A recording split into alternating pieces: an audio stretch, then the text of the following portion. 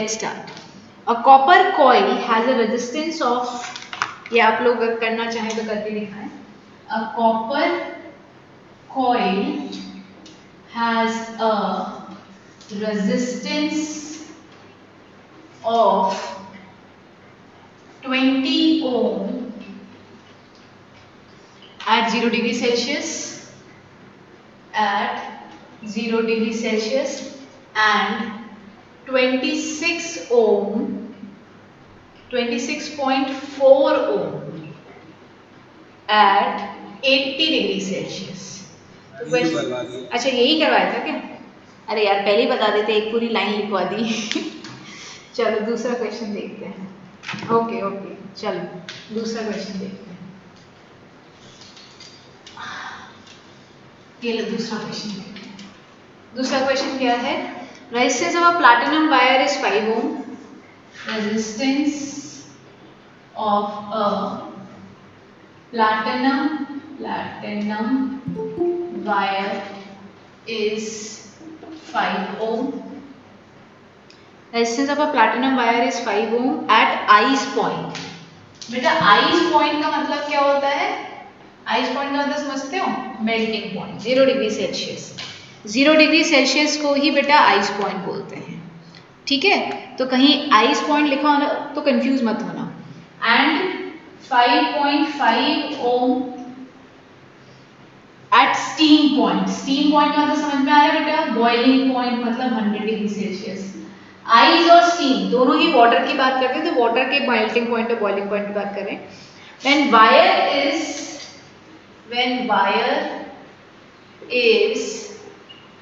inserted when wire is inserted in a hot bath,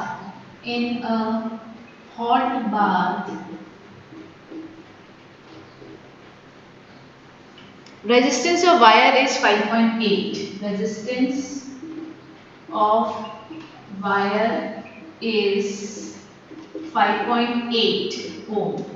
So find the temperature of bath. Find the temperature of bath. पहले तो आप पूरा question लिख लो, ठीक है, फिर अपन बात करते हैं. Write down the question. Question लिखो बेटा. क्वेश्चन क्या कह रहा है? Resistance of a platinum wire, एक प्लैटिनम की वायर है ना. Resistance of a platinum wire is 5 ohm at ice point. Ice point का मतलब क्या है? बर्फ कितने पे जमती है? 0 डिग्री सेल्सियस. कितने पे पिघलती है? 0 degree Celsius. And 5.5 ohm at steam point. Steam point पानी कितने पे उबलता है? 100 degree Celsius. When wire is inserted in a hot bath, resistance of a wire is 5.8. तो फाइंड करो बाथ का टेम्परेचर. ठीक है, स्टार्ट करें बेटा. ऊपर की दो लाइन की इंफॉर्मेशन से क्या आप थर्मल कोएफिशिएंट निकाल सकते हो क्या? थर्मल कोएफिशिएंट निकाल सकते हैं ऊपर की इंफॉर्मेशन से. देखो ऊपर आपको सबसे पहले टी इनिशियल दे रखा है 0 डिग्री सेल्सियस. इस केस में टी फाइनल कितना हो रहा है? 100 डिग्री सेल्सियस. अल्फा हमको पता नहीं. आर इनिशियल कितना है? 5 ओम और आर फाइनल कितना हो रहा है? 5.5 ओम. तो मेरी ख्याल से 5.5 हमारा फॉर्मूला क्या होता है? R is equals to R naught plus R naught alpha delta T. ठीक है, so R minus R naught. Confuse तो नहीं हो रहे इस फॉर्मूले को देख के? यही वाला फॉर्मूला लिखा है बेटा. अगर इस फॉर्मूले से ये करो, मैंने क्या लिखा है? R is equals to R naught 1 plus alpha delta T होता है ना बेटा. इसको ओपन कर दिया है. R naught alpha delta T. तो R माइनस आर नॉट मतलब 5.5 minus 5 is equals to R naught नीचे आ जाएगा 5 delta T 100 minus 0 is equals to alpha. क्या ये बात आप लोग को समझ में आ रही है क्या? 5.5 में से 5 चला गया, 0.5 अपॉन 5 इंटू 100. तो ये अल्फा आ गया है. Let me no students, late me no क्या ये अल्फा आप लोग को जम रहा है क्या? समझ आ रहा है क्या? बताओ बच्चों, अल्फा समझ में आ रहा है? कैसे आया? अगर आपको अल्फा समझ में आ गया है तो टेम्परेचर टी फाइनल निकालने की कोशिश करो. सेकेंड केस में मैं क्वेश्चन एक्सप्लेन कर दूं बेटा, इसमें दो केस हैं। एक बार 0 से 100 डिग्री सेल्सियस टेम्परेचर लोगे, 0 से 100 डिग्री सेल्सियस में आपको रेजिस्टेंस में चेंज दे रखा है, तो हम क्या करेंगे, थर्मल कोफिशिएंट निकालेंगे।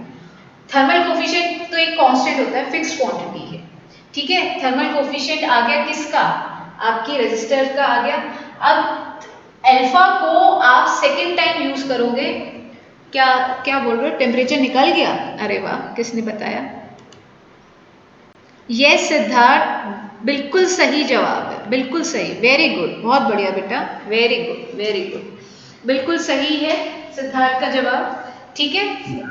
यहाँ तक इन्फॉर्मेशन हो गई। हाँ, कौन क्या बोल रहा है, आर नॉट किसको लेते हैं, आर क्या आर नॉट किसको लेते हैं, आर नॉट इनिशियल टेम्परेचर, हाँ, R naught is initial temperature, R naught initial, R temperature, sorry, R naught is, my bad, R naught is initial resistance, R is final resistance, है ना। यहां तक हो गया बेटा, यहां तक हो गया क्या आप लोगों का। अब सेकेंड केस में क्या लेना है मुझे बता दीजिएगा।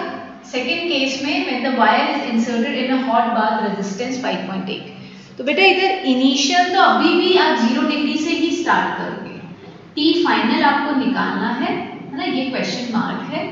आपका इनिशियल रेजिस्टेंस आर नॉट बोल लो या आर आई बोलो, वो 5 ओम है, और फाइनल रेजिस्टेंस कितना हो रहा है 5.8 ओम, और अल्फा आपका इधर से कितना आ गया, 5 से 5 गया, ठीक है।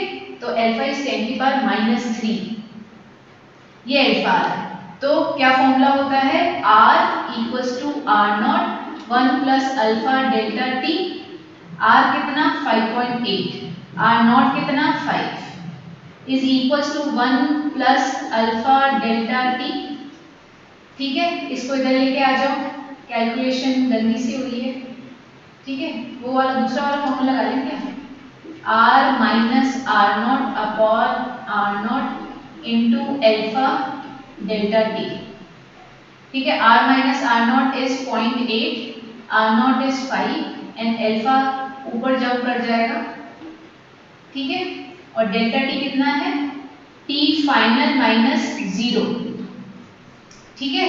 तो इसको सॉल्व कर लो बेटा, 8 1 2 3 50, 1 0 गया, 160 डिग्री सेल्सियस टी फाइनल। मुझे बताइएगा कितने लोग को ये समझ में आ गया, तो अपन आगे बढ़ेंगे, और जिसको नहीं आया वो मुझे बता देना।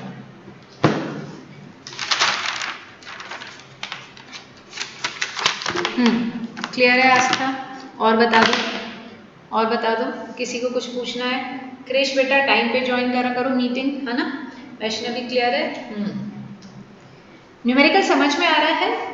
हमको 2 बार ये फॉर्मूला लगाना है, we have use this formula 2 times. पहले इनिशियल इंफॉर्मेशन, जिसमें जब हमको इनिशियल रेजिस्टेंस आर दे रखा, 5 ओम दे रखा है, टेम्परेचर 0 डिग्री सेल्सियस है, स्टीम 100 डिग्री सेल्सियस फाइनल हो गया, तो उसमें रेजिस्टेंस 5.5 आया। इन शुरू की इंफॉर्मेशन से हमने अल्फा निकाला, जो कि एक कांस्टेंट क्वांटिटी है। उस अल्फा को हमने नेक्स्ट केस में, सेकेंड केस में यूज किया, जब हम ये एक्सपेरिमेंट कहाँ लेके जा रहे हैं, रेजिस्टेंट वायर को हॉट बाथ में रख रहे हैं, तो we want to know the temperature of that hot bath, कि वो हॉट बाथ कितना गर्म है, ठीक है। क्या ये बात समझ में आ रही है। दोनों ही केस में इनिशियल टेम्परेचर 0 डिग्री सेल्सियस लेंगे और इनिशियल रेजिस्टेंस 5 लेंगे। क्लियर है, यस। निर्माण बेटा क्लियर है, गौरव क्लियर है, Aryan, Parth, Aditya, let me know, Ayushi. Next question से पकड़ना बेटा, है ना, इसमें गड़बड़, थोड़ा सा लेट हो गया। क्लियर है बच्चों, आगे बढ़ जाएं, शैल आई मूव ऑन। हाँ ठीक है, ठीक है, ठीक है, चलो स्टार्ट करते हैं। वासु क्लियर बेटा, आओ नेक्स्ट न्यूमेरिकल। मैम क्यों नहीं लिया 5.5, क्यों नहीं लिया। सुनो, when the wire is inserted, आपको क्वेश्चन की लैंग्वेज से थोड़ा सा ये चीज़ समझ में नहीं आ रही कि मैम पहले हमने वायर को 0 डिग्री से 100 पे लेके गए, फिर वही वायर को हम हॉट बाथ में रख रहे हैं। आंसर इज नो, ठीक है वासु, आंसर इज नो। हम एक बार एक्सपेरिमेंट इस वायर का, जो इनिशियली 0 डिग्री सेल्सियस पे थी, उसको स्टीम पॉइंट पे लेके गए, 100 डिग्री सेल्सियस पे लेके गए, फिर उसी वायर को जो कि इनिशियली 0 डिग्री सेल्सियस पे थी उसको हॉट बाथ में रखा। तो दोनों ही केस में इनिशियल टेम्परेचर आपको 0 डिग्री सेल्सियस लेना है और इनिशियल रेजिस्टेंस 5 लेना है। ये क्वेश्चंस हमें करते करते समझ में आता है कि मैम हम अब जैसे तुमको लग रहा होगा मैम मैं कैसे डिसाइड करूंगा 5.5 लेना है या 5। ये इन्फॉर्मेशन पढ़ते पढ़ते आपको समझ में आ जाती है। ये क्वेश्चन यही बोल रहा है हॉट बाथ में, इसके जस्ट बात नहीं लेके जा रहे, इधर कहीं भी अगर तुम ध्यान दोगे वासु ये नहीं लिखा then the wire is taken in the hot bath, नहीं लिखा ना, ये कह रहा when the wire is taken in hot bath. समझ रहे हो? अगर देन होता तो लैंग्वेज चेंज हो जाती। समझ में आ रहा है क्या बेटा? बोलो वासु। देन होता तो हॉट स्टीम के बाद हॉट बाथ में रखते, और व्हेन लिखा है, यस यू गॉट इट। चलो गुड, वेरी गुड, आओ आगे बढ़ते हैं।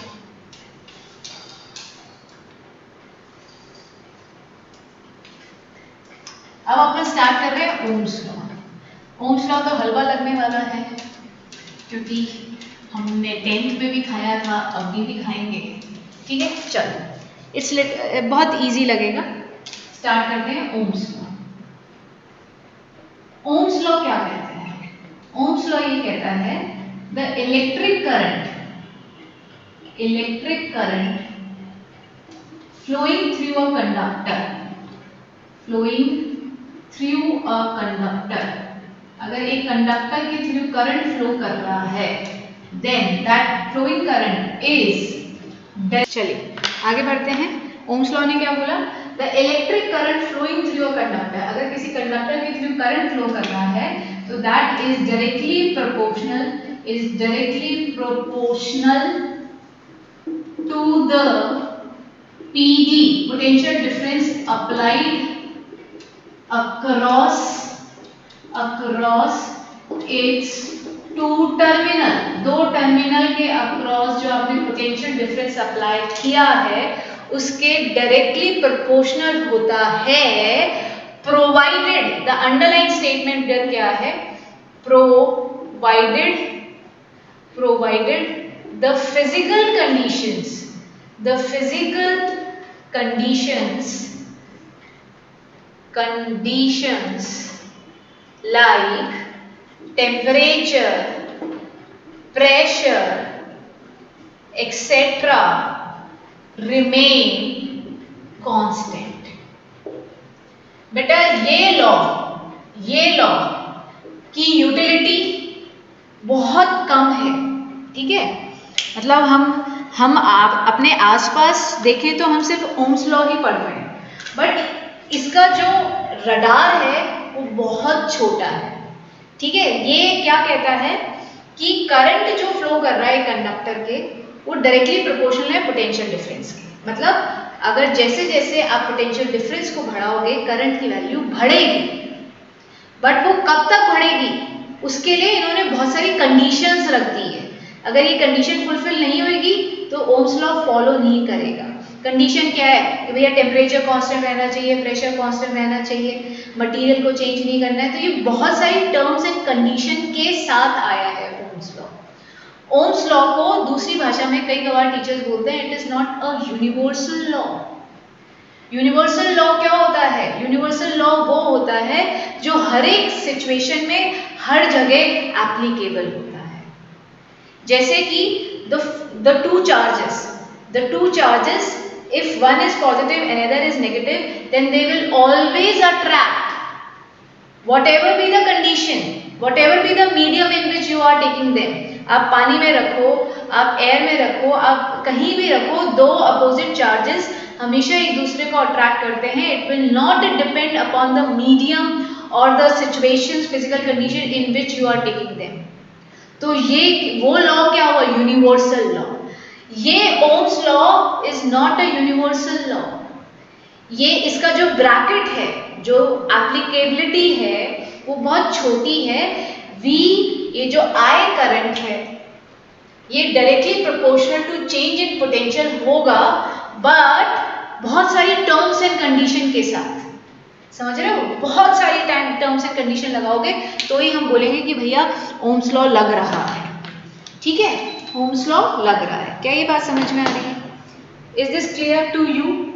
The electric current flowing through a conductor is directly proportional to the PD across its two terminal, provided the physical condition like temperature, pressure etc. should not change. ठीक है, क्या ये बात समझ में आ रही है? मैं ये रब कर दूं? Everybody has written that? हो गया है?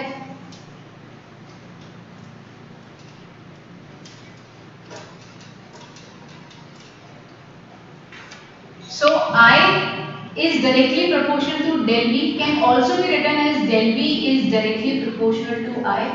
इसमें और इसमें कोई फर्क नहीं है, ठीक है। अब आप प्रोपोर्शनैलिटी से इक्वल टू का साइन लगाओगे तो बच्चे यहाँ पे कांस्टेंट आता है, और del V by I में R आपका क्या है?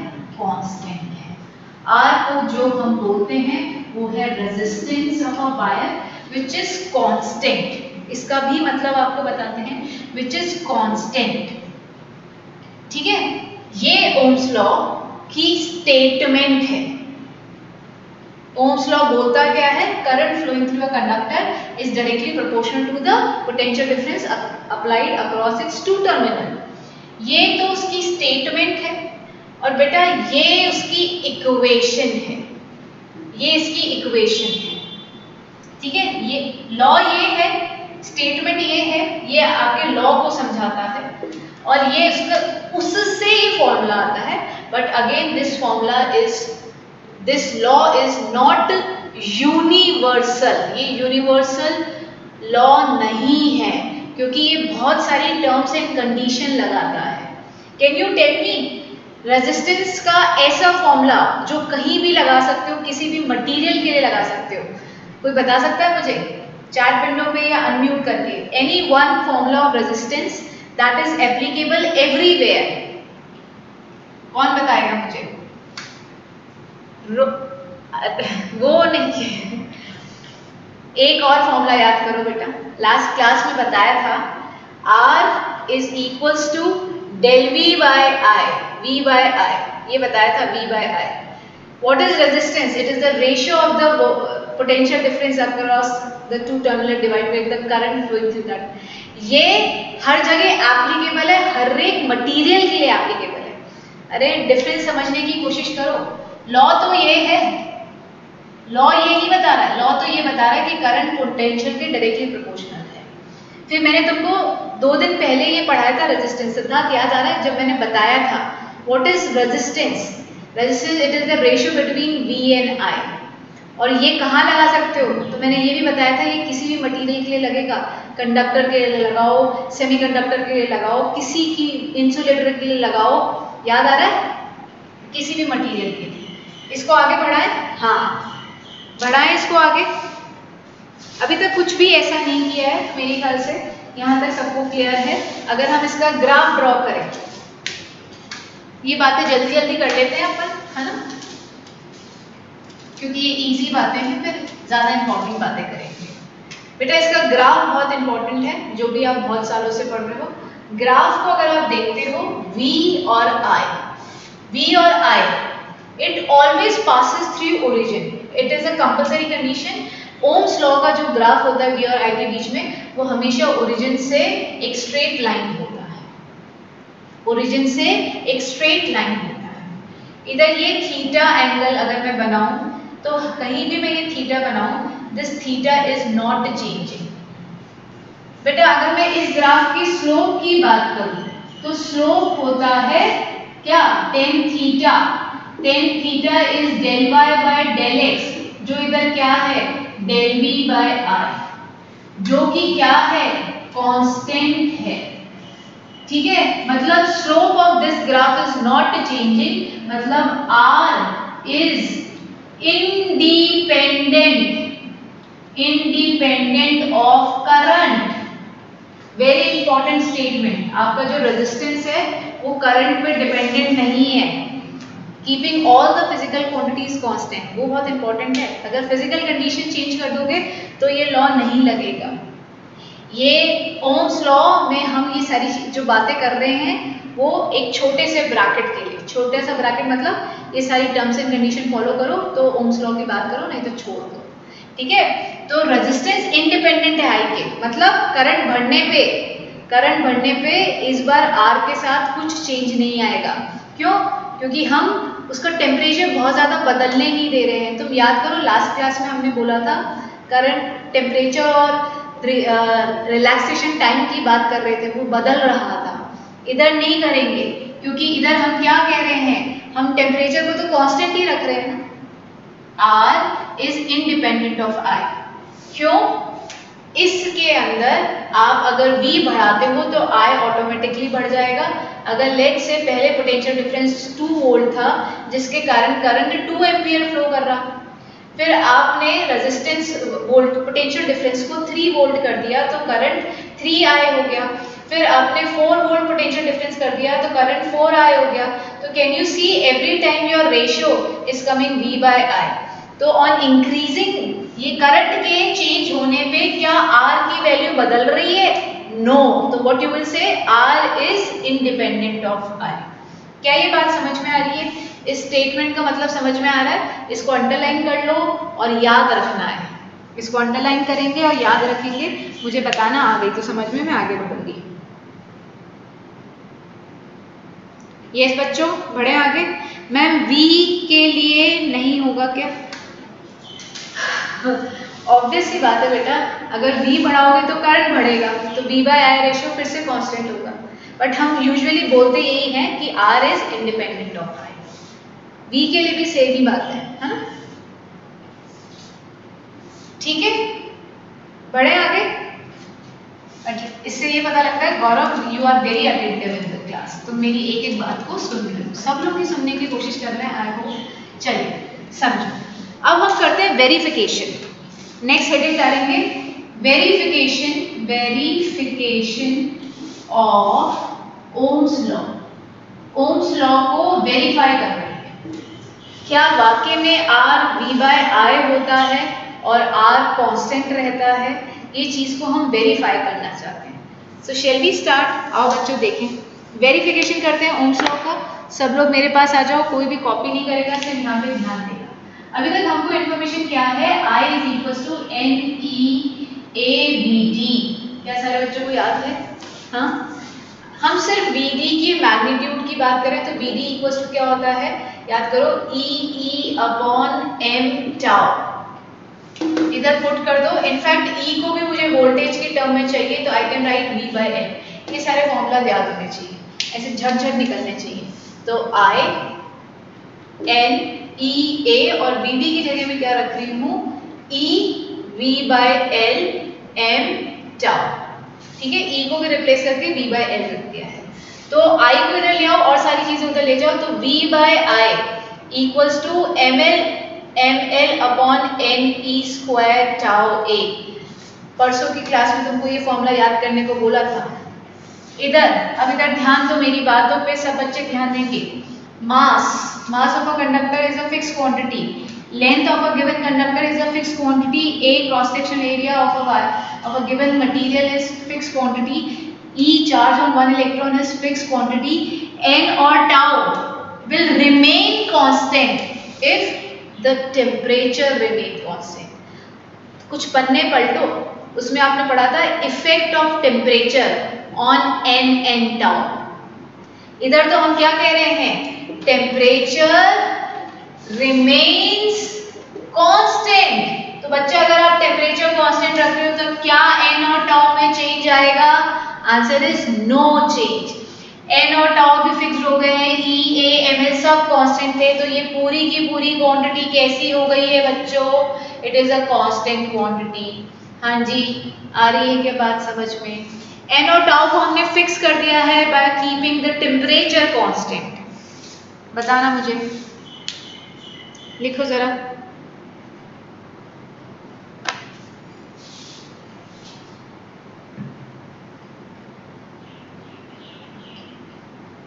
लिख लीजिए और फिर बता दीजिएगा।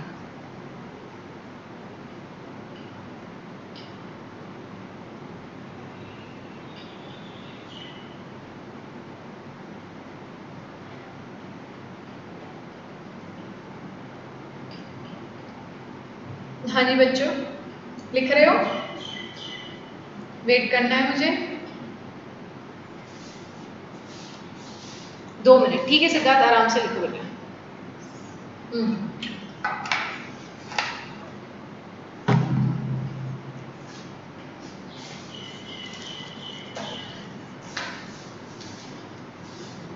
लिख लीजिए आप लोग।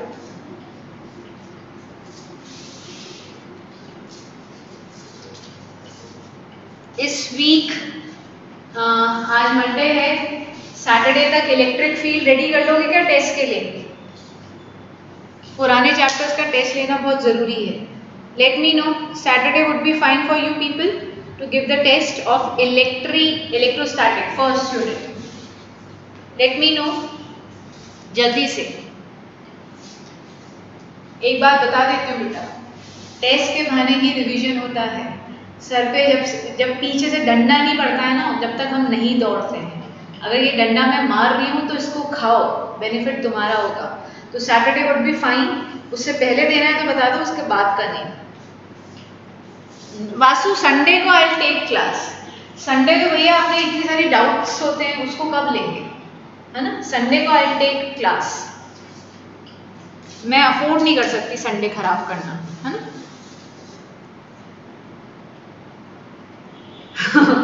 ठीक है, ये तो मैं ऐसे ही पूछ लिया। पहले तो आई नो कि कोई भी बच्चा पहले नहीं देना चाहेगा, है ना? हो गया क्या? Saturday would be fine. हाँ तो देखो करनी ही पड़ेगी, आपके पास चॉइस नहीं है। चॉइस तो बस ये थी सैटरडे से पहले देना है क्या, ठीक है? I gave you the choice कि do you want to give the test before Saturday.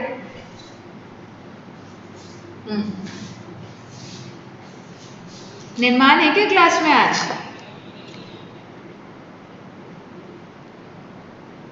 अरे निर्माण आजकल तो तुम बिल्कुल बात ही नहीं करते। पढ़ रहे हो क्या मेरा सब्जेक्ट फिजिक्स? मैम सैटरडे को डाउट्स ले लेना, फिर संडे को टेस्ट। नहीं बेटा, किसके डाउट ले लेना? इलेक्ट्रोस्टैटिक फोर्स के डाउट ले लेना।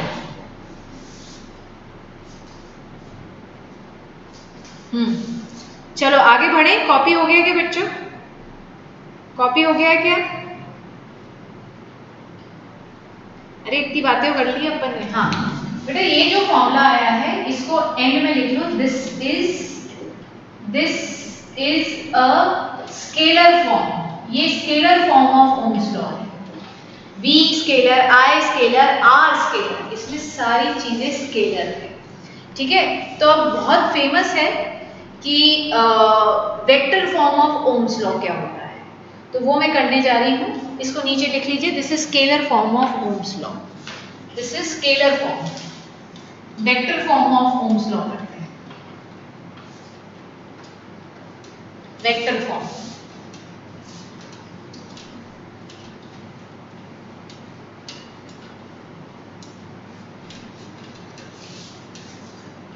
अच्छा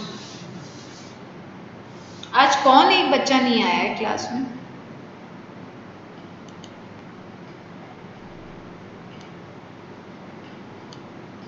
एक बच्चा कम है, आई थिंक कौन, याद नहीं आ रहा। अच्छा हृदय नहीं होता ना क्लास में, हृदय तो रिकॉर्डेड सेशन ही देखता है। चलो vector form of Ohm's law, आ जाओ, आओ देखते हैं। रेजिस्टेंस का फॉर्मूला हम rho L by A already देख चुके हैं, तुमको बता दिया था कि रेजिस्टेंस इक्वल टू क्या होता है, रो एल बाय ए। अब हमको करना क्या है बेटा, इस हमें पता है अभी तक V equals to I R. V के को अगर E की टर्म में लिखते हैं तो वो वेक्टर क्वांटिटी होती है, और I को अगर J की टर्म में लिखते हैं तो वो वेक्टर क्वांटिटी होती है ना? तो बस हमको यही करामात दिखानी है। तो रेजिस्टेंस को I can write V by I rho L by A। L को B के नीचे ले आओ और I को A के पास ले जाओ। This is what, electric field rho. This is what, J। अब मेरा क्वेश्चन तुम लोगों से ये है, is there be any negative sign before this formula? कौन बताएगा? क्या E और J का सेम डायरेक्शन होता है? क्या E और J का, ये वेक्टर फॉर्म है, this is a vector form, है ना? ये वेक्टर फॉर्म है। लेट मी नो क्या V और J, E और J का सेम डायरेक्शन होता है क्या? हाँ जी, बता सकता है कोई?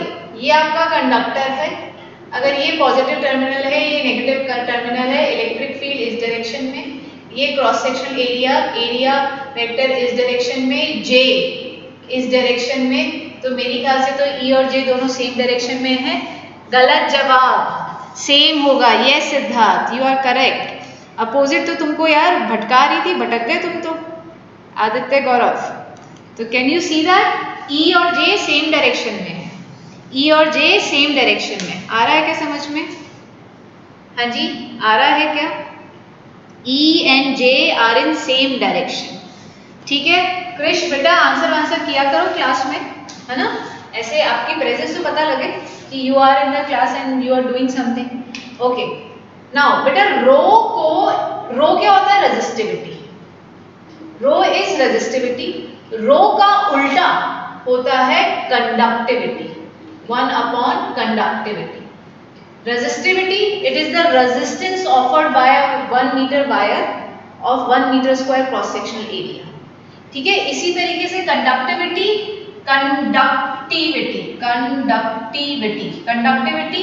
it is the property with which the electrons it allow the current to flow. Resistivity opposition था, तो कंडक्टिविटी क्या है? It support the flow of current. Conductivity बेटा इसका साइन होता है सिग्मा। इसकी SI यूनिट की बेटा बात कर लेते हैं। SI unit of conductivity, SI unit होती है ओम पर, ये -1 मीटर -1। इसकी एक और यूनिट होती है, ये होती है सीमेन। अगर कहीं देखने को मिले तो ये भी इसकी यूनिट होती है सीमेन। और इस ओम -1 को हम महो भी लिखते हैं, महो, मीटर की power -1, mho.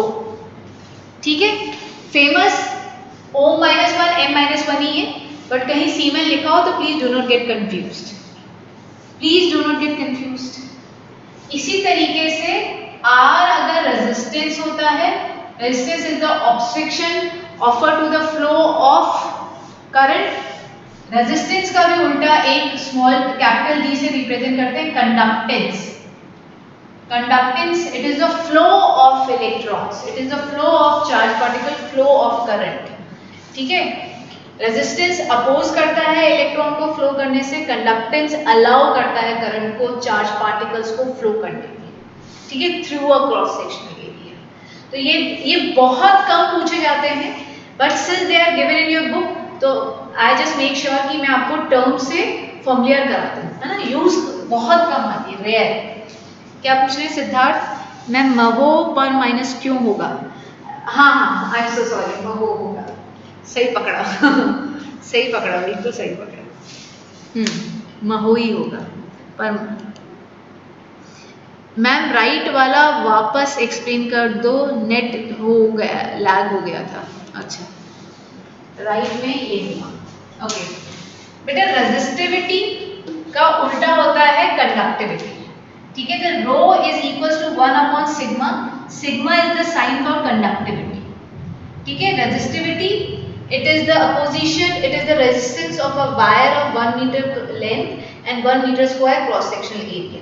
Resistance, resistivity it is the resistance, एक वायर जिसकी लेंथ 1 मीटर है और जिसका क्रॉस सेक्शन 1 मीटर स्क्वायर है, उसी वायर के रेजिस्टेंस को रेजिस्टिविटी कहते हैं। कंडक्टिविटी इसका उल्टा है, conductivity it is the flow of the current through a wire of 1 metre length and 1 metre square cross sectional area.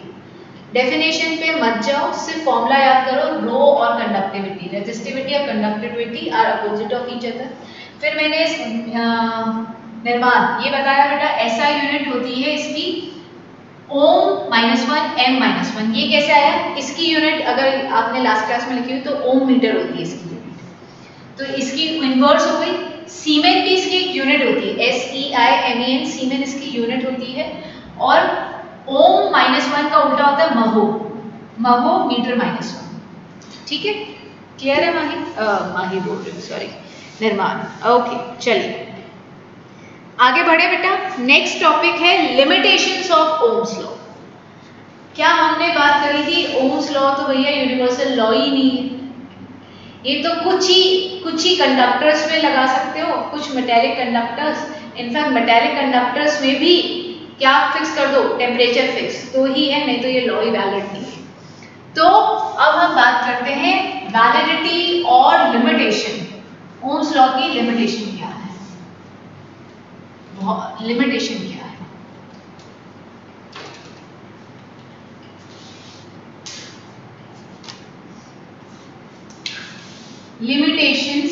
limitations of Ohm's law, Ohm's law की लिमिटेशन। पहला, it is not a universal law, ये सब जगह applicable नहीं है, it is not a universal law, ठीक है, it is not a universal law।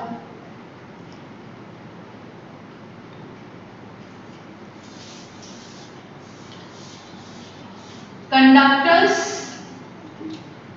which obey Ohm's law, Ohm's law को जो कंडक्टर ओबे करते हैं are called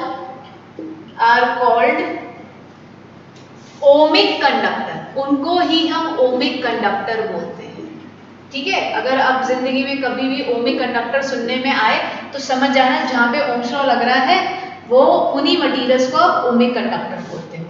conductors which do not, short में लिख रही हूँ, तुम्हें बड़ा लिखना तो लिख लेना, which do not are called non ohmic conductors, ठीक है। मतलब सारे कंडक्टर्स में भी ओम्स लॉ नहीं लगता है, देखो कितनी इंटरेस्टिंग बात है।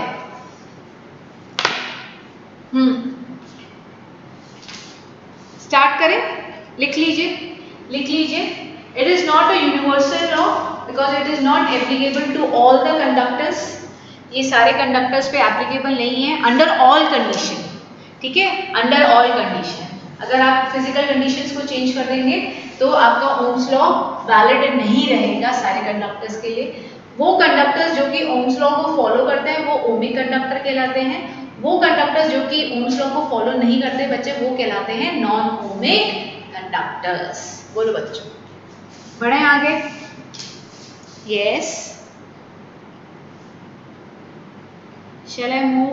Okay done. चलिए हेडिंग डालेंगे ओमिक कंडक्टर्स। वैष्णवी आ रहा है बेटा समझ में? Are you there? आयुषी का तो रिव्यू, आयुषी चलेगा या है? आयुषी की आज मीटिंग छूट रही बार बार। हाँ, ओमिक कंडक्टर्स की बात कर लेते हैं।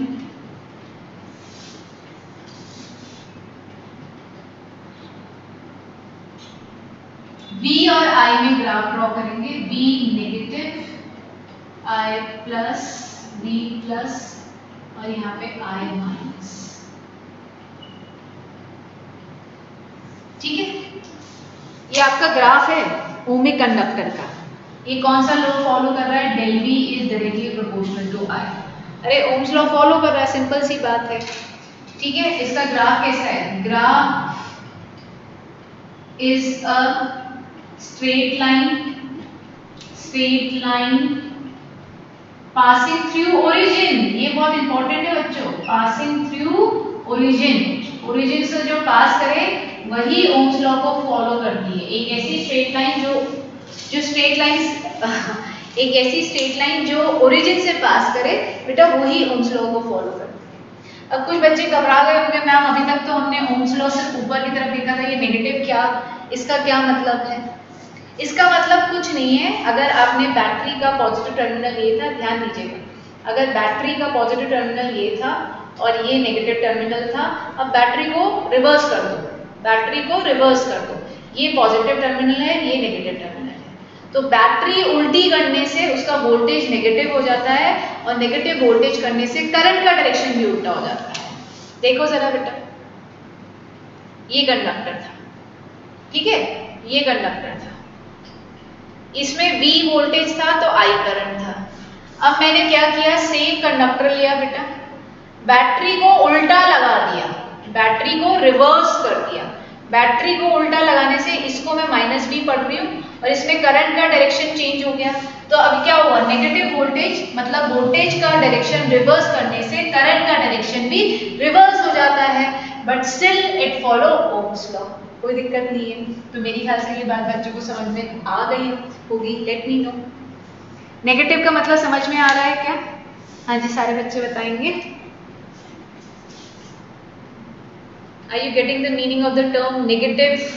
हाँ सिद्धार्थ, यस लिख लीजिएगा, है ना, नहीं तो बाद में भूल जाओगे। नेगेटिव इधर क्या बता रहा है, we are just reversing the direction of battery. Battery reverse कर दी है। बैटरी रिवर्स करते ही इसको अगर V वोल्टेज बोल रहे हो तो बच्चे इसको नेगेटिव V बोलोगे। करंट अगर इसमें इस डायरेक्शन में था तो इधर अपोजिट डायरेक्शन में हो जाएगा। Still it will follow Ohm's law. Still it will follow Ohm's law. Done? हाँ जी बच्चों, बताएंगे सारे बच्चे। ये पहला पॉइंट हो गया इसका ओम्स लॉ का। ओमिक कंडक्टर की del V is directly proportional to I, graph is a straight line passing through origin। हाँ हाँ जी ठीक। नेक्स्ट पॉइंट क्या लिख सकते हैं इसके अंदर, आओ, क्या ये ठीक है? R is independent of current। Current से R को कोई मतलब नहीं है। Copper, silver wire, aluminium wire ये सब फॉलो करेंगी, will copper, silver, aluminium etc. will acts like an ohmic conductor। ये सब ओमिक कंडक्टर के जैसे बिहेव करेगी फॉर स्मॉल करंट। देखो कंडीशन क्या डाल दी है भैया, करंट की वैल्यू छोटी रख लेना, क्योंकि करंट को बढ़ाते ही ओम्स लॉ फॉलो नहीं होगा। It will, your silver wire will convert into non ohmic resistor, your copper wire will convert into non ohmic resistor. क्यों? क्योंकि आपने करंट बढ़ा दिया तो स्ट्रेट लाइन ग्राफ ही नहीं आएगा। अभी दिखाऊंगी तुमको, लिखो अभी, लिखो बेटा, अभी बता देंगे, लिखो।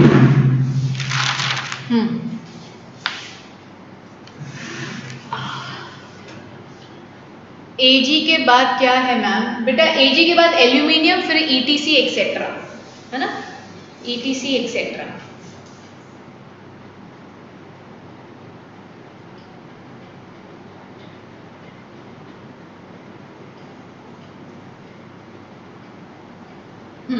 डन हो गया वैष्णवी बेटा?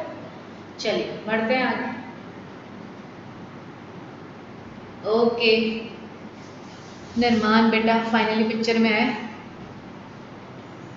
अभी तो तुम्हारा नेटवर्क ठीक है आज तो निर्माण, है ना? चलिए चलिए आगे बढ़ते। अब हम बात कर रहे हैं ओमिक कंडक्टर, यहाँ पे खत्म, बस ओमिक कंडक्टर में कुछ नहीं है। ऐसे वो कंडक्टर्स जो कि छोटे से करंट के लिए V और I के बीच में सीधी line, straight line graph show करते हैं, जिसमें स्लोप कांस्टेंट रहता है, रेजिस्टेंस कांस्टेंट रहता है, उन सारे कंडक्टर्स को ओमिक रेजिस्टर बोलते हैं। बेसिकली ओम्स लॉ को फॉलो करते हैं। अब जो ओम्स लॉ को नहीं फॉलो करेंगे बेटा उनको नॉन ओमिक कंडक्टर बोलेंगे। उनके एग्जाम्पल्स क्या हैं, आओ जरा दिखाएं तुम, आ जाओ।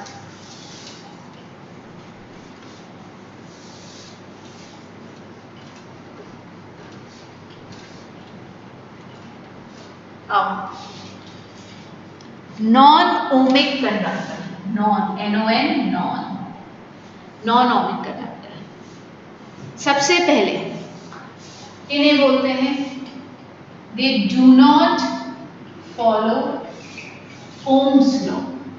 ओम्स लॉ क्या कहता है, del V is directly proportional to I, वो नहीं होगा। तो क्या होगा भैया, आपके V और I कंडक्टर से ले लो, कंडक्टर का ग्राफ जब तक करंट छोटा था तो मस्त ओम्स लॉ को फॉलो कर रहा था, और जैसे ही करंट बढ़ाया तो ये ग्राफ ये इस तरीके से, वोल्टेज बढ़ाया, वोल्टेज बढ़ाने पे करंट बढ़ गया, बट वो ग्राफ कैसा हो गया, नॉन ओमिक। ये वाला पोर्शन कौन सा है बेटा, नॉन ओमिक। यहाँ तक ओम्स लॉ फॉलो कर रहा था, but as the magnet voltage increases current कैसा रह जाएगा, करंट और भी ज्यादा इंक्रीज होने लग जाएगा, नॉन ओमिक ग्राफ हो जाएगा। आ रही है बात समझ में? इधर स्लोप कैसा है? स्लोप इंक्रीजेस, स्लोप इंक्रीज हो रहा है हाई करंट पे, करंट बढ़ने पे स्लोप इंक्रीज हो रहा है, मतलब रेजिस्टेंस बढ़ रहा है, रेजिस्टेंस इज इंक्रीजिंग। ठीक है?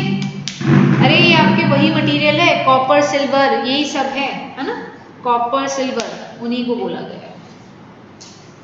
ठीक है? सेकेंड में यहाँ पे ये पहला था, सेकेंड में देख लो वाटर वोल्टामीटर, वाटर वोल्टामीटर। बेटा इसका ग्राफ देखें, इसका ग्राफ ये होता है, ये आई और ये भी ग्राफ ड्रॉ कर लो, इसका ग्राफ ये होता है। केमिस्ट्री में कुछ वॉन्ट ऑफ वोल्टमीटर करके कुछ पढ़ा है क्या? केमिस्ट्री में कुछ वॉन्ट ऑफ वोल्टमीटर कितने बच्चों ने पढ़ा है? वॉन्ट ऑफ वोल्टमीटर 11th में पढ़ते हो, 12th में पढ़ते हो, आई डोंट नो कब पढ़ते हो? पढ़ा है क्या? अरे ये तो बता दो पढ़ा है नहीं पढ़ा है, इतनी तो बात बता दो, पढ़ा है नहीं? वॉन्ट ऑफ वोल्टमीटर कुछ सुना है क्या केमिस्ट्री के अंदर? वॉन्ट ऑफ, हाँ वॉन्ट ऑफ फैक्टर पढ़ा है, वही बोल रही हूँ, want of voltmeter factor, want of factor. उसके अंदर बेसिकली आप इलेक्ट्रोलिसिस ऑफ वाटर करते हो। इलेक्ट्रोलिसिस ऑफ वाटर हमने 10th क्लास में मेरे स्टूडेंट्स ने केमिस्ट्री में मेरे साथ पढ़ा था।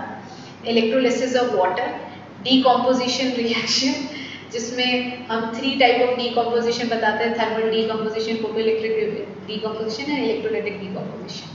तो इलेक्ट्रोलिसिस ऑफ वाटर, जब आप वाटर को ब्रेक डाउन करते हो इलेक्ट्रिसिटी की प्रेजेंस में to get hydrogen gas and oxygen gas, तो उसी वो जो एक्सपेरिमेंट हो रहा है ना बेटा, उसी पूरे सेटअप को वाटर वोल्टामीटर कहते हैं। ठीक है? इलेक्ट्रोलिसिस ऑफ वाटर तो ध्यान है या नहीं है? इलेक्ट्रोलिसिस ऑफ वाटर ध्यान है बच्चों, 10th क्लास का topic, first chapter chemical reaction. ठीक है? तो electrolysis of water, electrolysis of water के अंदर, यस मैम ये तो पता है, तो बस जितना पता उतना देख लो। सो जो इलेक्ट्रोलिसिस ऑफ वाटर हो रहा है ना, हाँ इलेक्ट्रोलिसिस ऑफ वाटर वाले पूरे एक्सपेरिमेंट को वाटर वोल्टामीटर कहते हैं।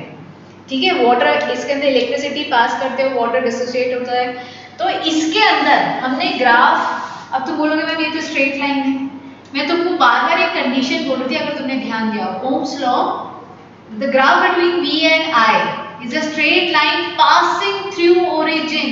क्या आपकी लाइन ओरिजिन से पास कर रही है? आप मतलब आप क्या कहना चाह रहे हो? आप करंट को बढ़ा रहे हो, करंट बढ़ा रहे हो, बट इधर क्या हो रहा है? ये वोल्टेज, इतने वोल्टेज पे, सॉरी आप वोल्टेज बढ़ाते गए बट करंट तो बढ़ा ही नहीं। यहाँ पे 1 voltage current 0, 2 voltage current 0, finally 1 voltage आया जिसके बाद करंट बढ़ने लगा। तो इस पर्टिकुलर पार्ट के लिए आप क्या बोलोगे? आपका ग्राफ कैसा है? Non ohmic, because on increasing the voltage current does not increase. I repeat again, सुनिए बेटा, ये ग्राफ ओम्स लॉ को फॉलो नहीं कर रहा है। क्या रीजन? मैम ओरिजिन से पास नहीं कर रहा है। कैसे पता लगा? हमने वोल्टेज बढ़ाया, एक सर्टेन लिमिट तक वोल्टेज बढ़ाने पे करंट का कुछ हुआ ही नहीं, नॉन ओमिक हो गया ना। ओम्स लॉ तो कहता है भैया वोल्टेज बढ़ाओ करंट बढ़ेगा, इसमें वोल्टेज बढ़ाया, इनिशियली करंट नहीं बढ़ा, that is the reason water voltameter non ohmic conductor होता है। लिख लो, लिखो बेटा।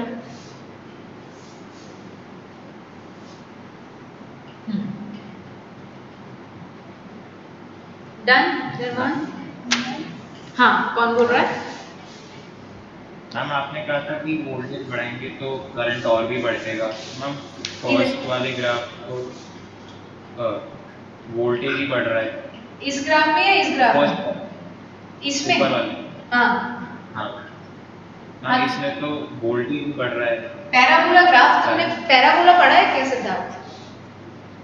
हाँ पैराबोला में रिलेशनशिप पता है क्या होती है? y² = 4ax²। ये पैराबोला पढ़ा है नहीं पढ़ा है? हाँ मैम पढ़ा। हाँ यही होता है ना। तो उसमें x और y में कैसे रिलेशनशिप है कि वोल्टेज बढ़ा रहे हो, वोल्टेज बढ़ाने पे करंट या तो करंट स्क्वायर टाइम्स बढ़ेगा या नहीं बढ़ेगा, लीनियर रिलेशनशिप नहीं रही है। तुम इधर देखो, इधर क्या हो रहा है, ये ग्राफ क्या रिप्रेजेंट कर रहा है, आप स्लोप का मतलब तो समझते हो ना। अगर इधर मैं थीटा हर बार देखूंगी तो थीटा एंगल इंक्रीज हो रहा है। इधर एक स्ट्रेट लाइन ड्रॉ करोगे,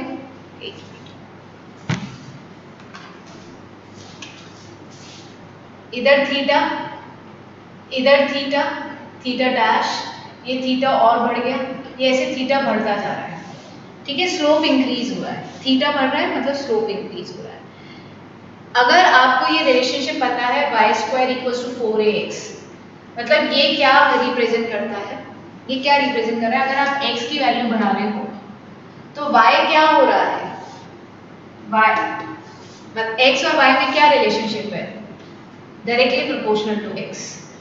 इसका मतलब यही होता है ना, अगर मैंने y को बढ़ाया 2 टाइम्स किया तो x क्या होगा 2 स्क्वायर टाइम्स, मतलब 4 टाइम इंक्रीज हो जाएगा। तो रिलेशनशिप कैसी होगी, लीनियर नहीं होगी। पैराबोला का ग्राफ बेटा यही होता है, अगर तुमको याद हो, ये पैराबोलिक ग्राफ है। पैराबोलिक ग्राफ का मतलब ही क्या है, वोल्टेज और करंट में अब लीनियर रिलेशनशिप नहीं रही है।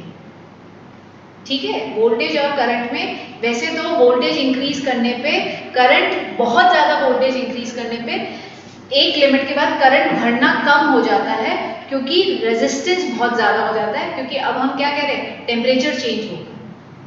ठीक है, समझ में आ रही है क्या बात? सिद्धार्थ कुछ बोलो बेटा, और कहीं अटक रहे हो तो बोलो। मैम हाँ। मेरे को ये समझ में आया कि आपने कहा कि वोल्टेज बढ़ाएंगे तो करंट बहुत ज़्यादा बढ़ेगा। हाँ, तो मैम उसमें तो V बहुत ज़्यादा बढ़ रहा है ग्राफ के हिसाब से, यही चीज मैं करंट बोल को रही एक्सेस हूँ। ये लाइन में काट दो, ये गलत है ना। अब ठीक है, स्लोप बढ़ रहा है, वोल्टेज बढ़ रहा है, वोल्टेज बढ़ाने पे करंट उतना नहीं बढ़ रहा है, बट रेजिस्टेंस तो बढ़ ही रहा है, क्योंकि करंट उतना नहीं बढ़ रहा है, क्योंकि करंट में क्या हो गया है, अपोजिशन ज्यादा हो गया है।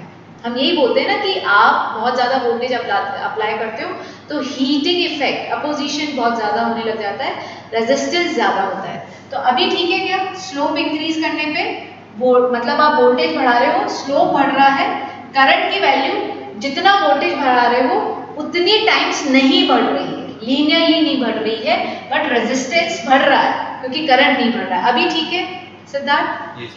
हाँ ठीक है, ओके चलो गुड।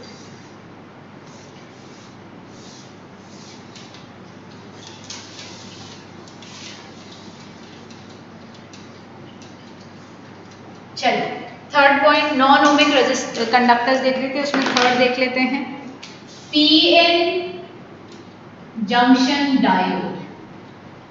मैं फिर से बोलूंगी, हमारा 14th चैप्टर सेमीकंडक्टर्स है। हम सेमीकंडक्टर में पीएन जंक्शन बहुत डिटेल में पढ़ेंगे, है ना। तो अगर अभी इधर नहीं समझ में आए तो there is no need to worry, उसका ग्राफ भी बहुत अच्छे से पढ़ेंगे, है ना। आयुषी को पता है कि ये ग्राफ को हम बहुत अच्छे से पढ़ते हैं, तो there is no need to worry. PN junction क्या होता है, बहुत पी और एन दो तरह के सेमीकंडक्टर्स होते हैं, एक पेंटावैलेंट इम्प्योरिटी वाला होता है और एक ट्राईवैलेंट इम्प्योरिटीज वाला होता है। मतलब बहुत ज़्यादा बातें बताने की है, कोई मतलब नहीं निकलेगा, तो अभी हम शायद इसको स्किप कर दें तो ही ज़्यादा बेटर रहेगा। आई और बी का ग्राफ देख लो तुम तो, ठीक है, आई और बी का, इसमें ये माइक्रो में होता है, ये मिली में होता है, मिली एम्पियर। तुम तो सिर्फ ग्राफ देख लो कि वो ग्राफ लीनियर नहीं आता है, उस ग्राफ को हम काफ़ी डिटेल में पढ़ेंगे।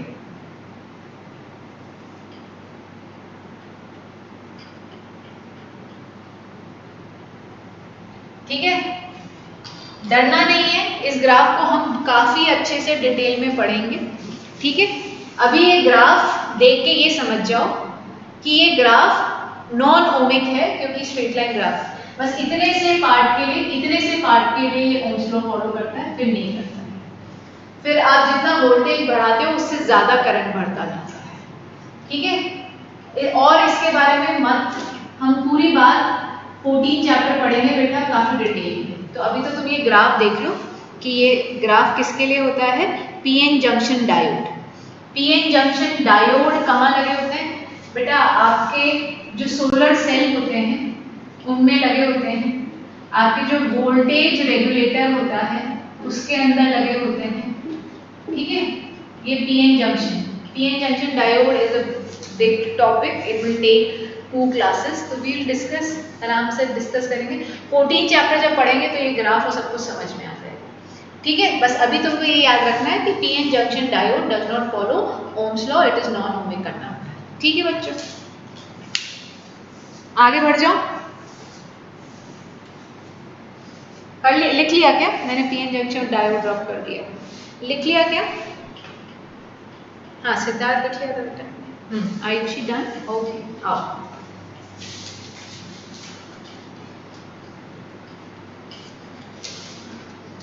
चलिए लास्ट है इसके अंदर नॉन ओमिक कंडक्टर, जो ये आपके कोर्स में नहीं है, थायरिस्टर।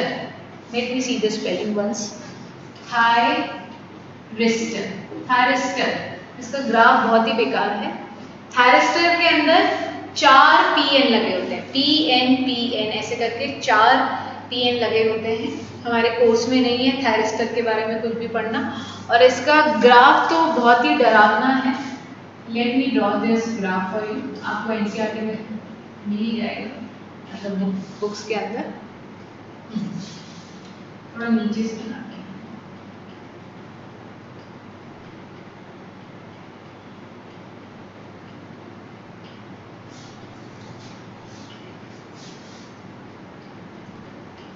ठीक है। बहुत ही गंदा ग्राफ है, बस कुल मिला के हमको ये पता लग गया है कि ये ग्राफ किसको फॉलो नहीं कर रहा है, ओम्स लॉ को फॉलो नहीं कर रहा है ना। थायरिस्टर, ये ग्राफ को देख के समझ आना, it does not follow Ohm's law, इसका नाम याद रख लो थायरिस्टर, ठीक है। बस अभी मैं छुट्टी नहीं कर रही हूँ, अभी मैं पढ़ा रही हूँ, है ना। कॉम्बिनेशन ऑफ रेजिस्टेंस सबसे इजी, शुरुआत इजी, फिर बढ़िया न्यूमेरिकल कराएंगे, बहुत बेसिक से एडवांस लेवल तक के।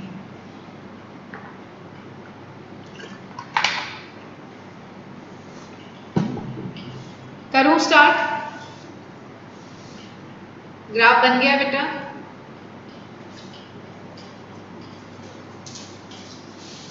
ग्राफ बन जाए तो बताना, हो गया? चलो हेडिंग डालेंगे, कॉम्बिनेशन ऑफ रेजिस्टेंस, सीरीज और पैरेलल पढ़ने जा रहे हैं, अ वेरी इंटरेस्टिंग टॉपिक।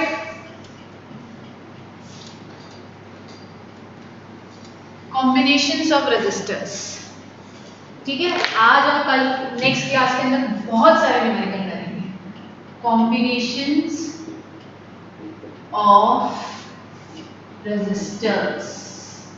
तो शुरुआत करते हैं सीरीज से, series combination,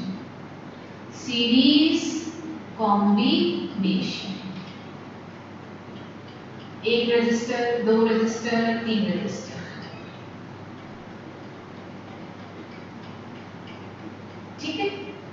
R1, R2, R3, V voltage है और यहां से I करंट है, ठीक है।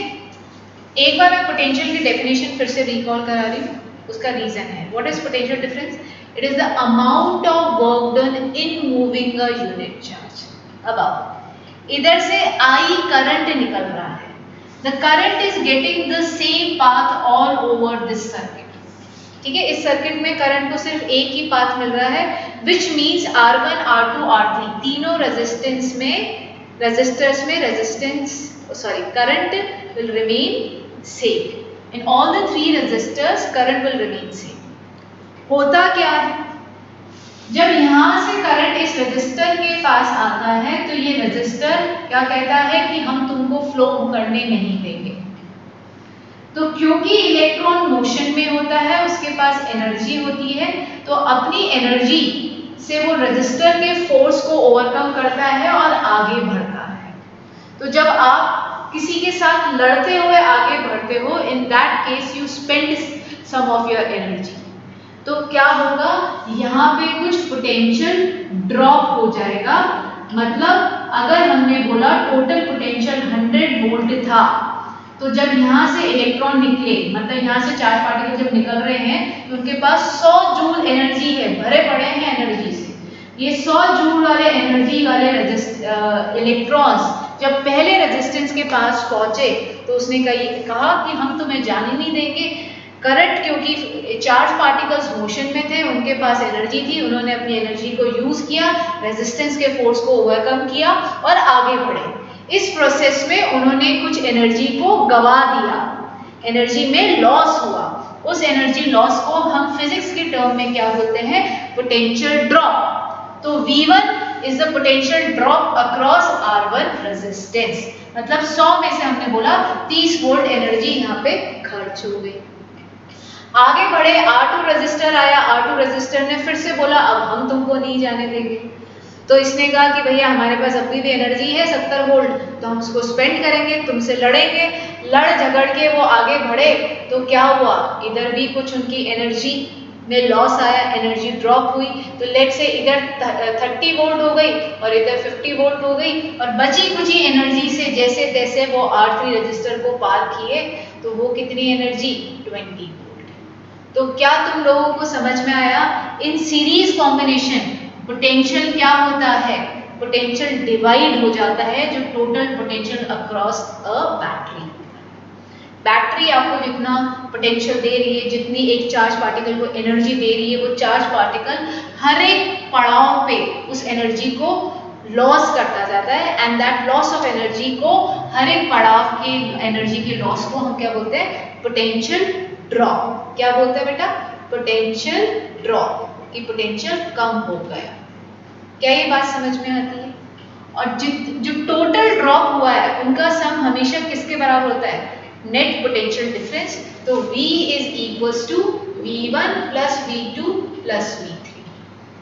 V है total potential, that should be equals to total current into resultant resistance, net resistance, IS, RS represents resistance in series, equivalent resistance, V1 I into R1। Potential drop जो R1 के across हुआ, जब उसमें I current flow कर रहा था, V2 जो R2 के अक्रॉस पोटेंशियल ड्रॉप हुआ जब I करंट फ्लो कर रहा था, V3 जो R3 के अक्रॉस पोटेंशियल ड्रॉप हुआ जब I करंट फ्लो कर रहा था।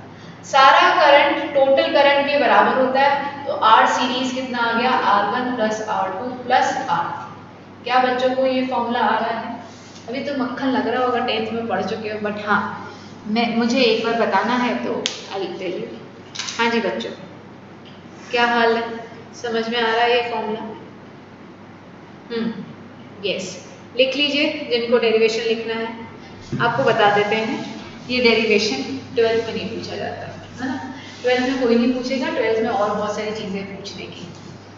ठीक है, कॉपीड, डन? अरे डन हो गया तो बताना, तो आगे बढ़ेंगे। हो गया, चलो आओ आओ बच्चों।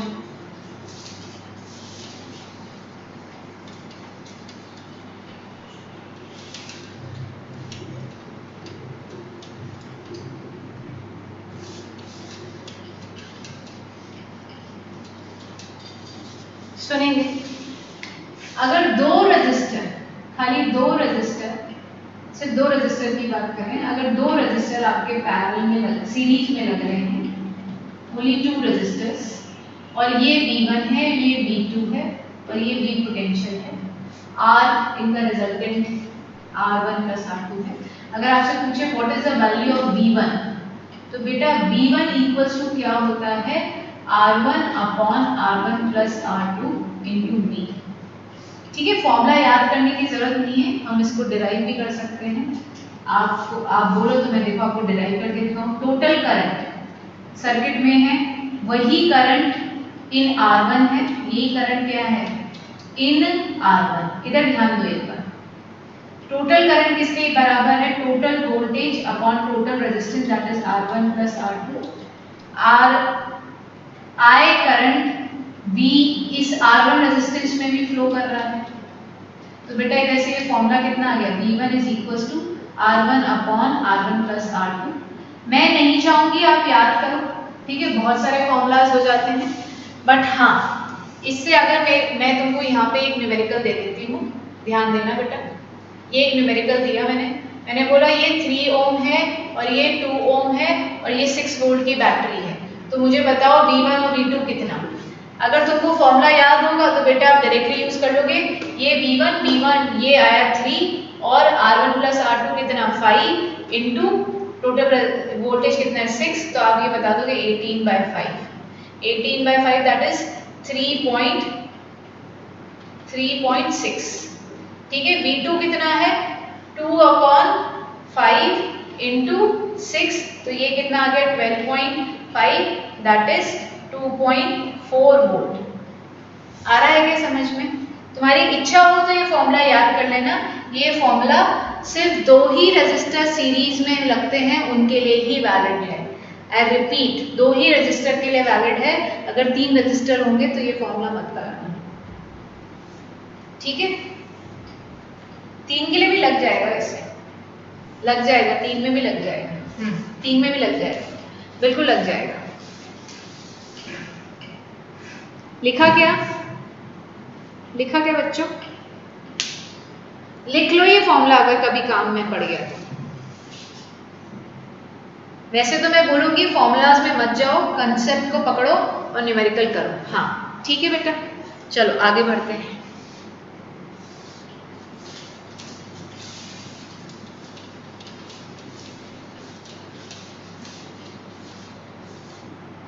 अगर if R1 is equals to R2 is equals to R3 is equals to dash Rn resistance है और सबका रेजिस्टेंस R है, तो R इक्विवेलेंट किसके बराबर हो जाएगा बेटा? And they are connected in series. बेटा हम सीरीज की बात कर रहे हैं, इन सीरीज में अगर इतने रेजिस्टर्स लग रहे हैं तो R इक्विवेलेंट किसके बराबर हो जाएगा? NR के। और वोल्टेज हर एक के अक्रॉस वोल्टेज कितना होगा? V total upon N, voltage across each resistor, across each resistor. बेटा ये MCQ क्वेश्चन सॉल्व करने में ये इंफॉर्मेशन काम में आती है, तो लिख लीजिएगा V डैश।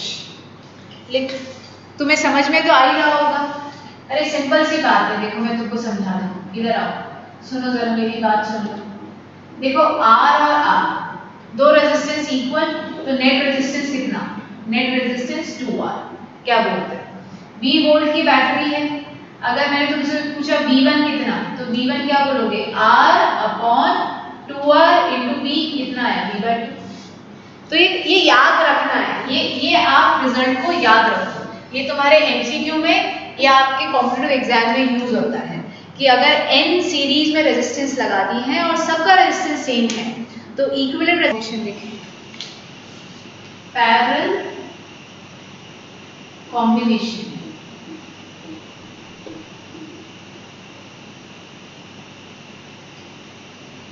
एक बार 2 ही लगाते हैं, है ना?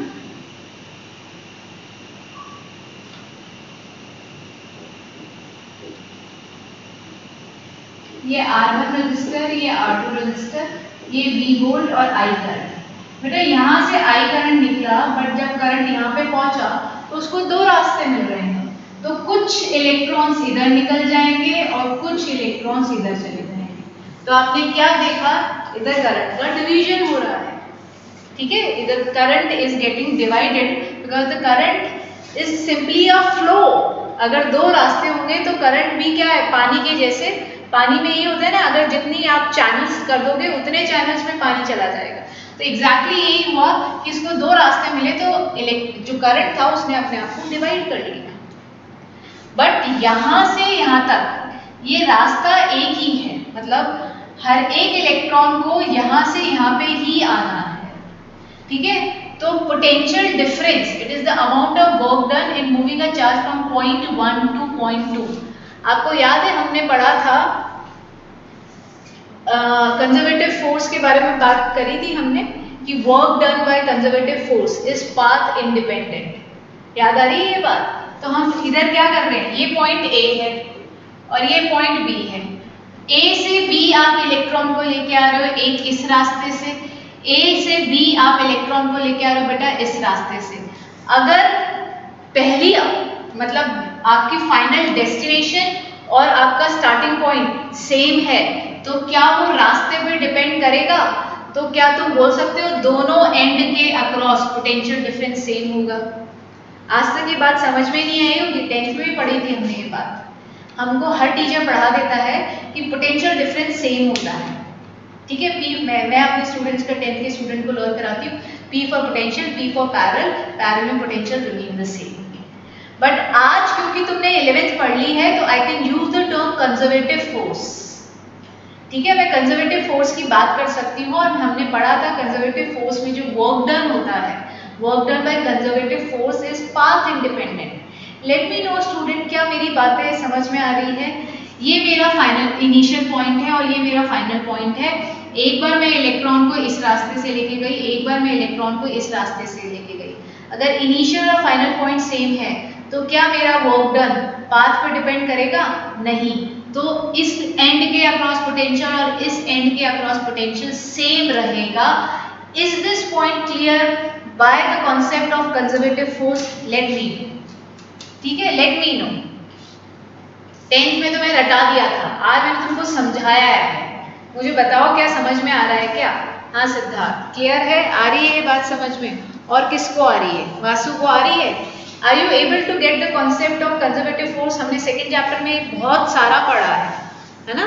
कंजर्वेटिव फोर्स तुमको बहुत सारा मैंने बताया था पोटेंशियल डिफरेंस जब पढ़ा रही थी, ठीक है। इलेक्ट्रिक फोर्स, इलेक्ट्रिक फील्ड जो फोर्स प्रोड्यूस करती है वो कंजर्वेटिव फोर्स होता है, हमने यही तो बात करी थी बेटा, है ना। तो इधर करंट आपका डिवाइड हो रहा है, I is equal to I1 plus I2, जो टोटल करंट है वो दो रास्ते ले लेगा। V potential upon R equivalent resistance is equal to potential इसके अक्रॉस भी सेम है, इसके अक्रॉस भी सेम है, तो V upon R1 plus V upon R2। तो भैया V कॉमन लेके काट पीट दो तो 1 अपॉन R इक्विवेलेंट कितना आ गया? 1 upon R1 plus 1 upon R2। Right it down, right it down.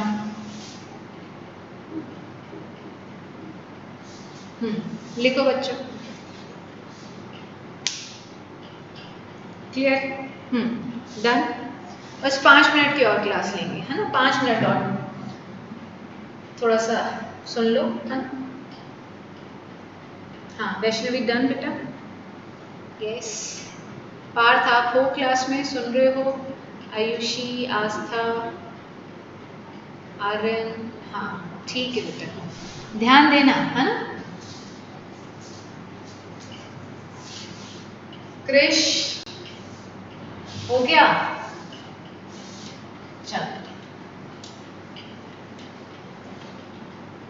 अब मैं एक फॉर्मूला और बता रही हूँ जो पैरेलल के अंदर सिर्फ और सिर्फ 2 रजिस्टर के लिए ही applicable, only for 2, only for 2।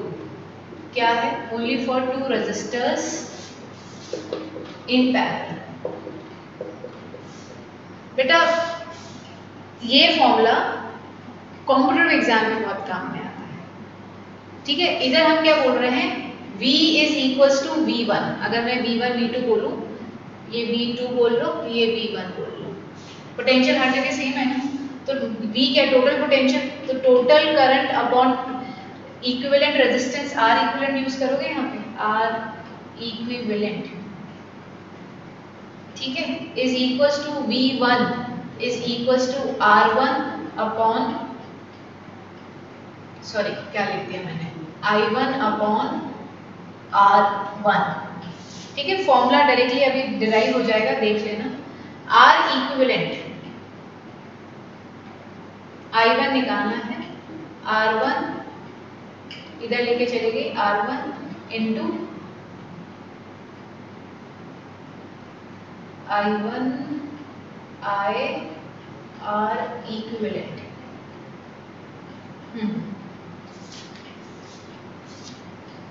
Formula लिखेंगे, क्या होता है? R1 R इक्विवेलेंट होता है R1 R2 upon R1 plus R2 into I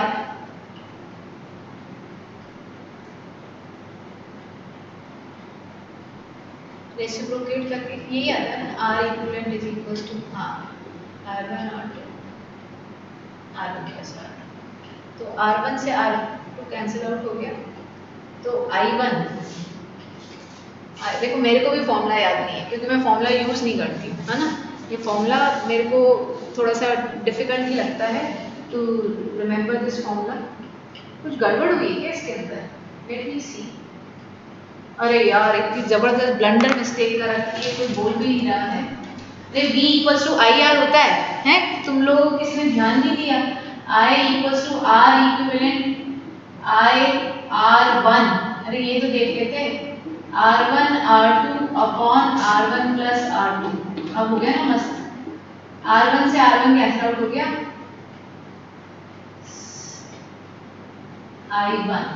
तो बेटा I1 का फॉर्मूला कितना आ गया, I R2 R1 plus R2। ये बहुत काम का है, ठीक है। ये कॉम्पिटिटिव एग्जाम में सिर्फ ये दो रजिस्टर के लिए वैलिड है। देखो जब I करंट 1 में करंट निकालना है तो 2 का रजिस्टर ऊपर आ रहा है, 1 में करंट निकालना है 2 का रजिस्टर ऊपर आ रहा है, उल्टा हो गया।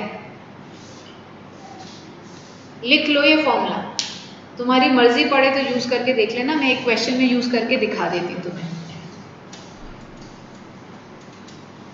देखो मैं यूज करके दिखाती हूँ तुमको।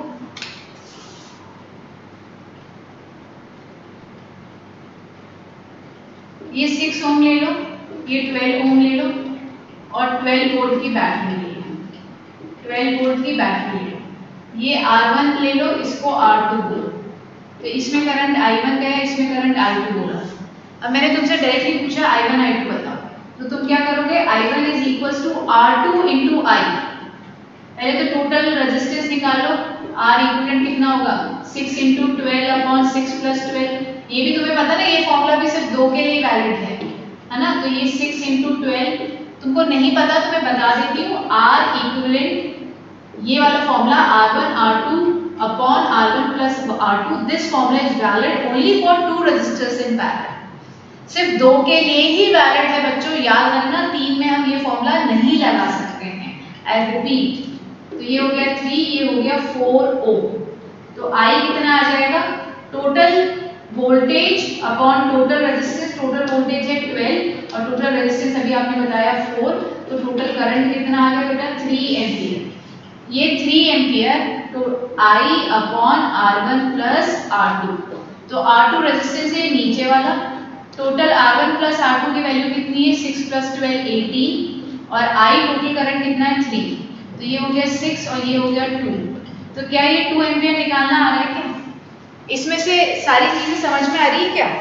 फिर से बता दूं, ये लिख लिया क्या तुम लोगों ने? एक एक चीज बताते जाओ, ये लिख लिया तो फिर मैं उसको समझाऊंगी। ये कॉपी हो गया है, ये समझ में आ गया है? हाँ आयुषी, हाँ वासु बेटा, ये क्लियर है कि total potential is equals to potential across every resistance, है ना। इससे हमने एक फॉर्मूला डिराइव करा, I1 is equals to I R2 upon R1 plus R2। ये फॉर्मूला हमें कॉम्पिटिशन एग्जाम्स के क्वेश्चंस में बहुत हेल्प करेगा, तो हो सके तो याद रख लेना। अब इस फॉर्मूले को मैंने इसके अंदर यूज किया। सबसे पहले मैंने दोनों का इक्विवेलेंट रेजिस्टेंस निकाला इस फॉर्मूले को यूज करके, और मैंने ये भी बताया कि ये फॉर्मूला सिर्फ 2 रेजिस्टर के लिए। क्या ये बात समझ में आती है? किसके लिए वैलिड है? सिर्फ 2 रेजिस्टेंस के लिए। इससे मैंने इक्विवेलेंट रेजिस्टेंस निकाला, इक्विवेलेंट टोटल पोटेंशियल गिवन था, तो टोटल करंट कितना आ जाएगा, V बाय R 12/4 3 एम्पियर।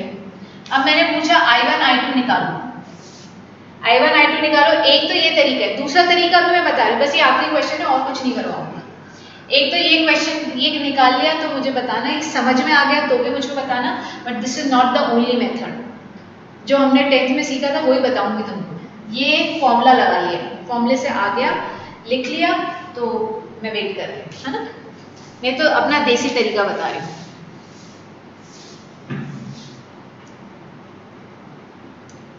लिख लेना फिर बताना। क्लियर है? डन? वैष्णवी क्लियर भी है क्या बेटा? है ना। सिर्फ लिखने में हमको ध्यान नहीं देना है, चीजें समझ में भी आनी चाहिए। और क्लास के खत्म होते ही सब लोग लेक्चर्स जरूर से रिवाइज करेंगे, है ना। मैंने तुमको एक पैटर्न बताया है, how to follow that pattern to get maximum benefit of our classes. ठीक है, चलिए अब आओ इसको दूसरे तरीके से देखते हैं। हो गया सबका कॉपी? गौरव, आर्यन, पार्थ, कृष, आयुषी, हाँ जी, आस्था, डन, हाँ हो गया है। चलो चलो सुनो, दूसरे तरीके से देखते हैं अब इसको। I1 I2 निकालना है बेटा। एक और तरीका क्या है, I1 is equals to V upon R1,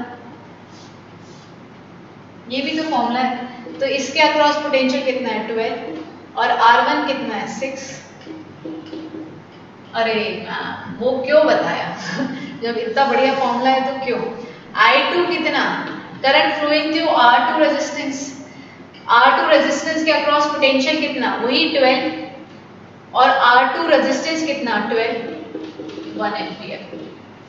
ठीक है, सबसे बेस्ट तो यही है कि जिस रजिस्टर के लिए करंट निकालना है उस रजिस्टर का पोटेंशियल ड्रॉप और उस रजिस्टर का रेजिस्टेंस, बस।